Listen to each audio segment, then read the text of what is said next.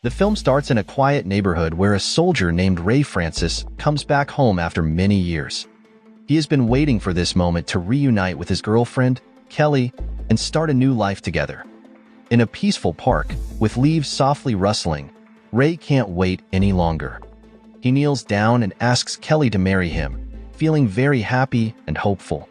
They are both very excited to celebrate this special moment. But just as they are about to leave, a group of noisy young men start bothering Kelly, ruining their happiness. Ray quickly reacts to protect Kelly. He can't stand by and let her be harassed. In the confusion, a fight breaks out. Suddenly, one of the young men is hurt and falls to the ground, hit by a sharp object during the struggle. In the next few days, Ray is taken to court. He is now facing serious charges. Even though he was protecting Kelly and himself, he gets a heavy sentence. However, because he confessed and showed he was sorry, his sentence is reduced, and he is promised an early release.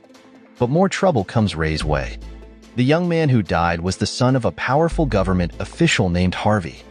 Full of anger and sadness, Harvey uses his power and money to get revenge. He bribes Jack, the head of the prison where Ray is, to make sure Ray's life is made difficult. In the prison, Ray quickly becomes a target. A mean warden named Rico doesn't like Ray from the start and tries to make his life miserable, looking for any reason to harm him. Ray also faces trouble from other prisoners, especially a gang led by a man named Mazin, who has a lot of power inside the prison. Things get very tense, but luckily, another warden named William steps in to stop the fight before it gets worse. As weeks went by, Ray found some peace working in the prison library. There, he met David, an older inmate who also ran the library. This place became a safe space for Ray, even though Mazin's group kept teasing him. Ray stayed calm and didn't let them bother him. But then Rico decided to make Ray's life even harder. He went through Ray's personal things, mishandling pictures of Kelly to upset him. Even in the restroom, Ray couldn't find peace. An inmate tried to mess with him, and Ray fought back. Unfortunately, this only led to more punishment. Ray slowly realized that all these troubles weren't random. Jack, the head of the prison, was behind it all. Jack had created a place where justice didn't exist and cruelty was common. Ray found himself trapped in a cycle of violence and torture, with Jack pulling the strings. At lunchtime, Ray sat with David and a young guy who seemed too young to be in jail. Their talk moved to the library because other prisoners were causing a fuss. There, David shared his story. About 15 years ago, he and his younger brother robbed a place and killed someone. David got caught, but his brother died. David had hidden the stolen money well, and no one ever found it. Ray was surprised and very happy when Kelly came to visit him. He didn't expect her, so seeing her made his day. But Rico was there too, trying to make Ray angry. Despite the difficulty, Ray stayed calm because Kelly was there. Soon after, the young inmate got into trouble. Other prisoners started picking on him, but Ray stepped in to stop them. Williams, another warden, came later to help keep things under control. All this tension was getting to Ray. His frustration grew, and when another guy attacked him, Ray hit back hard. Rico always seemed to show up when Ray was in trouble. This time, Rico brought Jack with him. Jack, who had been paid to hurt Ray, grabbed a stick and beat Ray badly.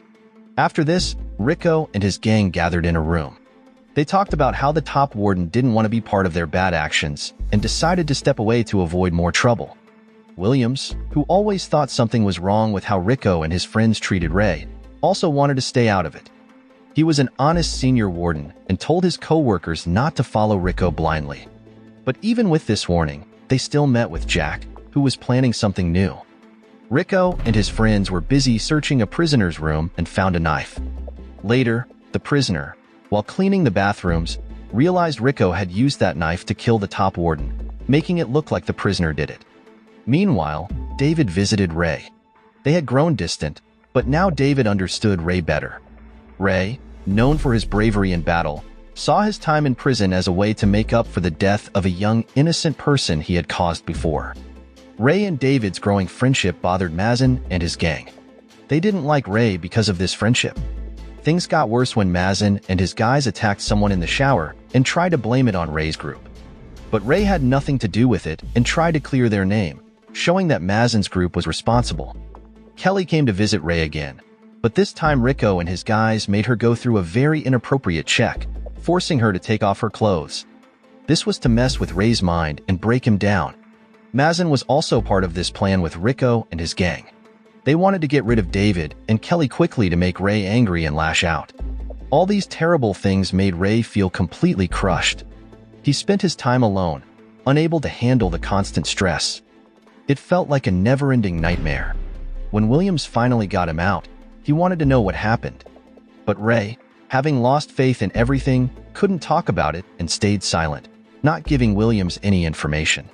The next day, Ray was back to his usual activities in prison. But he soon found out that Mazen had tried to convince the young inmate to kill him. When the young guy didn't do it, Mazen hurt himself instead. Hearing this made Ray very angry. The following day, Mazen's group confronted Ray, demanding answers. Thanks to his military training, Ray could assess their fighting skills and knew he could beat them. In no time, he had Mazen at a disadvantage. Ray was so mad that he thought about killing Mazen, but David gave him a look that suggested not to. Suddenly, David, who was hugging Ray, spun around to protect him. Mazen had gotten back up and was trying to stab Ray from behind, but David's quick reflexes saved Ray.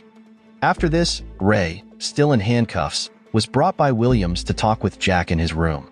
During their conversation, Jack revealed why he did what he did and how much he got paid. But Jack didn't know that Ray was recording everything he said. This meant Williams could easily arrest Jack and his two friends, exposing them in the bribery scandal. Meanwhile, David was in bad shape because of his stab wound.